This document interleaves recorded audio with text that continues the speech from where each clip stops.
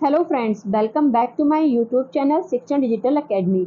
English literature for TGT PGT exam की इस series में हम पढ़ रहे हैं फिगर ऑफ स्पीच को। आज की जो हमारी फिगर ऑफ स्पीच है वो है हाइपरबली। हाइपरबली का जो अर्थ होता है वो होता है अतिशयोक्ति। हाइपरबली का अर्थ होता है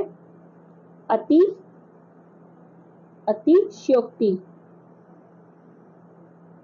अतिशयोक्ति।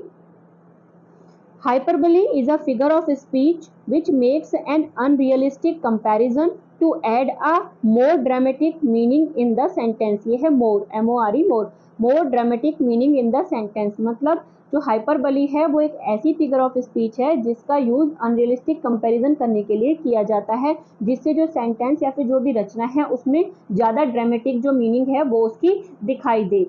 इसके अलावा अगर दूसरे शब्दों में हम कहें तो in other words hyperbole also known as exaggeration. Exaggeration का मतलब होता है बड़ा चढ़ा के कहना, इसी को हम अतिशयोक्ति कहते हैं, बहुत बड़ा चढ़ा के किसी बात को कहना।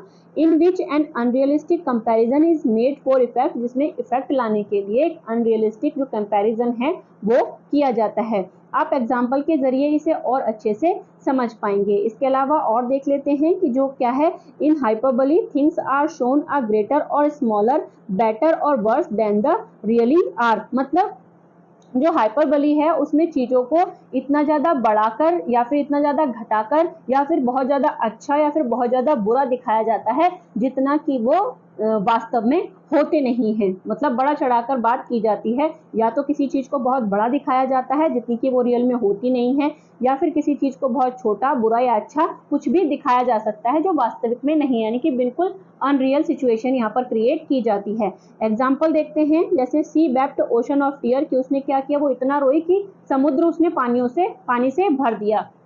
तो इस तरह से मतलब कोई व्यक्ति कितना भी रो ले लेकिन वो समुद्र नहीं भर सकता। तो यही क्या है, किसी बात को बहुत ज्यादा बड़ा चढ़ाकर कहना, इसे ही हम अतिशयोक्ति या हाइपरबली कहते हैं। जैसे अगला एग्जांपल है, reverse of blood flowed in the battlefield, यानी कि जो युद्ध का मैदान है वहां पर क्या है, खून की नदियां बह गई। अब ऐसा तो पॉसिबल नहीं है कि खून की नदियां वाकई में बह जाएं, लेकिन किसी बात को बड़ा चढ़ाकर यहाँ पर दिखाया जाता है।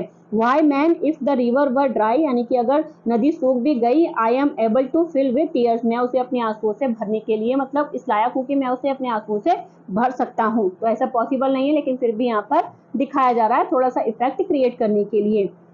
अगला है, if I told you once, अगर मैं आप तुम्हें एक बार कह पाता, I have told you a million time, मतलब मैं तुम्हें मिलियन टाइम्स कह सकता हूँ, लेकिन ऐसा पॉसिबल नहीं कि कोई एक ही बात को बार बार मिलियन टाइम्स रिपीट कर सके।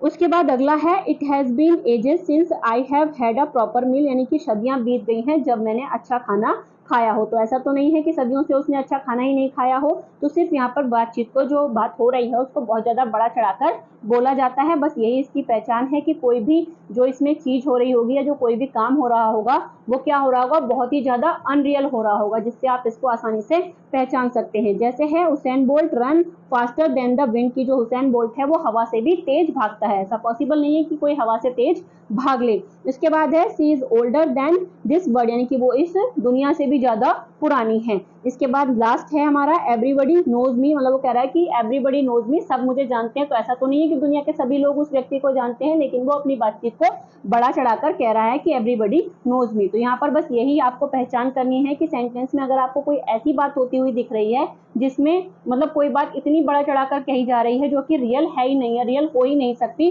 तो वहां पर कौन सी फिगर ऑफ स्पीच होती है, हाइपरबली होती है। तो इस तरह आज के वीडियो में हमने देखा हाइपरबली को।